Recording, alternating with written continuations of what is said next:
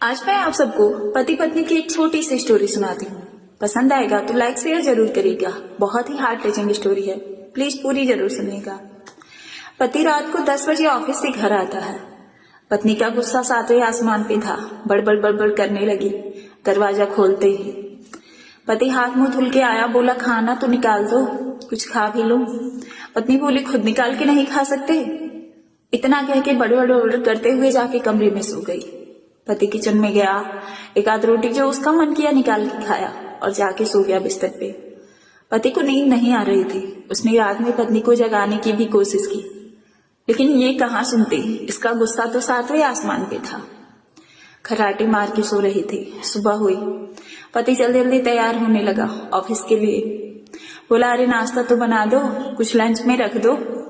पत्नी बोली पैसे नहीं है क्या, बाहर लेके खा लेना, जो करूं मैं ही करूं, सारी मेरी जिम्मेदारी है। फिर शुरू हो गई बड़बड़ बड़बड़ करना। जैसे तैसे पति ऑफिस गया। ऑफिस में पहुंचकर रास्ते में सोचने लगा। ऑफिस में पहुंचा, वहां पर भी बैठकर सोचने लगा। रास्ते में भी सोचता हुआ गया कि ऐसे तो मेरी जिंदगी एकदम तबाह हो गई है। हम दोनों का रिश्ता कहां से कहां तक पहुंच गया है। आजकल तो एक भी दिन ऐसा नहीं जाता जिस दिन हम लोग लड़े ना। जिंदगी बद से बदतर होती जा रही है। ऐसे कैसे चलेगा, हमारे बच्चे का भविष्य क्या होगा। यही सब सोच ही रहा था कि वो बेहोश होकर वहीं गिर गया। सोचते सोचते सारे ऑफिस वाले मिलकर उसको हॉस्पिटल ले गए। हॉस्पिटल में डॉक्टर ने जवाब दे दिया, कहा कि ये नहीं रहे। सब लोगों ने मिलकर उसके घर पे फोन किया और पत्नी को ये खबर दी कि आपके पति अब इस दुनिया में नहीं रहे। इतना सुनते ही ना पत्नी के पैरों तले से जमीन ही खिसक गई। वो दौड़ती भागती जिस तरह थी हॉस्पिटल पहुंच गई और दहाड़ी मार मार के रोने लगी। कहने लगी अभी तो सुबह मुझसे लड़के गए हैं, ऐसे कैसे हो गया।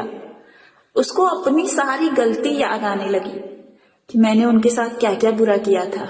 अभी रात को खाना मांग रहे थे, मैंने दिया ही नहीं। उनको हमेशा ताने सुनाती रहती थी, हमेशा कोसती रहती थी। यही सब सोचने लगी। किसी तरह ऐसे तैसे दिन गुजरते गए। अब उसको अपने बच्चे को भी पढ़ाना था। अब जितने भी उसके खास रिश्तेदार थे ना, जो उसे अपना अपना कहते थे, वो भी उससे दूरी बना लिए। बेचारी नौकरी ढूंढने लगी। अब उसको जितने दिन बीतते अपने पति की बातें याद आने लगती कि किस तरह मैं घर पे बैठ के ऐश करती थी। वो इतनी मेहनत करके पैसे कमा के लाते थे और मैं रानी की तरह रहती थी।